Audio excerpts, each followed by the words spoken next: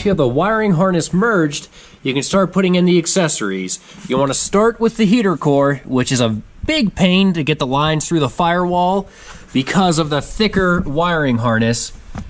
And then you can go onto the AC and the blower motor, which that goes in pretty easily. Other than the mounts down here at the bottom by the ECU, you can see them right there.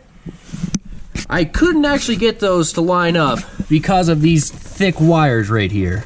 And then my next move was to put the engine actually down into the engine bay so I can try to get it running, then work out whatever little gremlins pop up later on. The only major issue we ran into with dropping the engine in was the tranny cooler lines here that hook up to the radiator.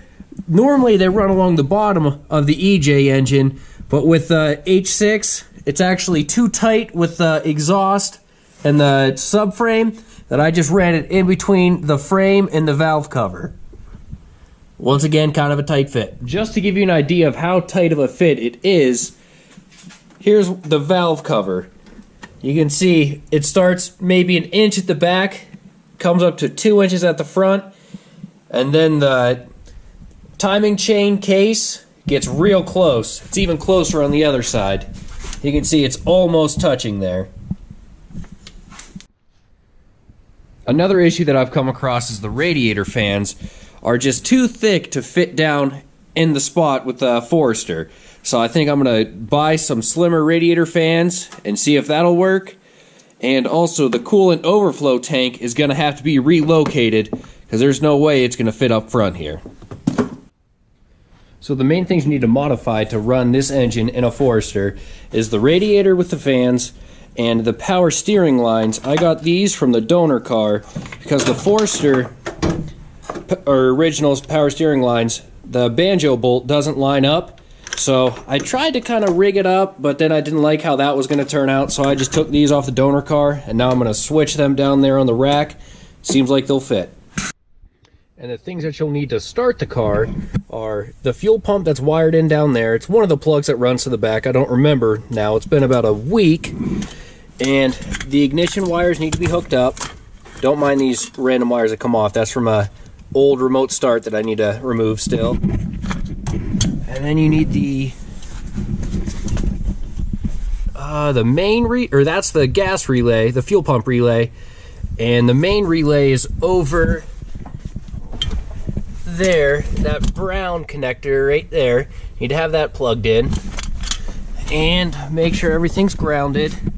And then there's one more plug that comes in from the engine bay. I believe it's this one here. This goes also to the main relay, and if you don't have this plugged in, it won't start and you'll be very confused for quite some time. Alright, so a quick update on where I'm at with the build. I actually got a new H6 engine because that one over there, the previous owner really messed it up. He must have dropped it, and right up here, this exhaust stud got sent up through the head, and now coolant leaks out of that.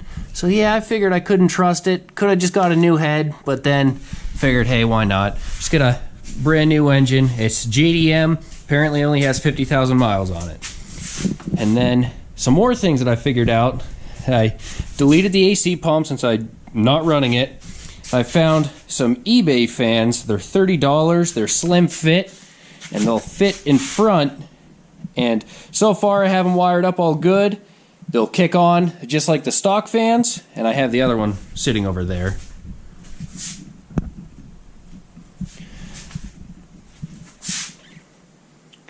What else? And right now it does start. I'm just working out some wiring issues. I'll show you how it starts real quick.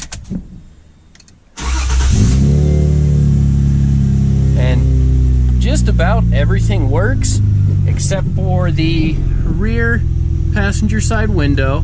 You see, passenger window works. This one doesn't for some reason. And the fuel gauge. For some reason, I cannot figure out the fuel gauge. I'll update you guys on that whenever I figure it out. Another quick tip for you and me, if you are going to delete the AC, you can buy this Value Craft belt, and it fits perfectly, so you don't need the AC pulley. And with the exhaust, I just used the stock headers off the Outback, and then I took the resonator pipe from the Forester and the Outback, and I made just kind of a custom exhaust. It's just temporary till I can figure something else out. It does sound good though. One more quick thing to show. It does move, but for some reason the parking immobilizer's like not hooked up right now, so I kind of have to bypass it. So give me a second here. Okay. I kind of like the Outback dash because it has that gear selector. Alright, but we'll just show you that it moves as I back out of here. Oh, that mirror's folded in.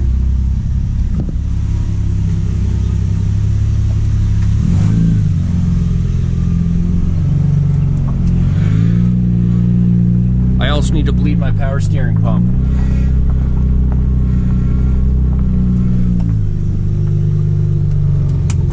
Might as well give you one quick rev. Just gonna hang you out the window real quick.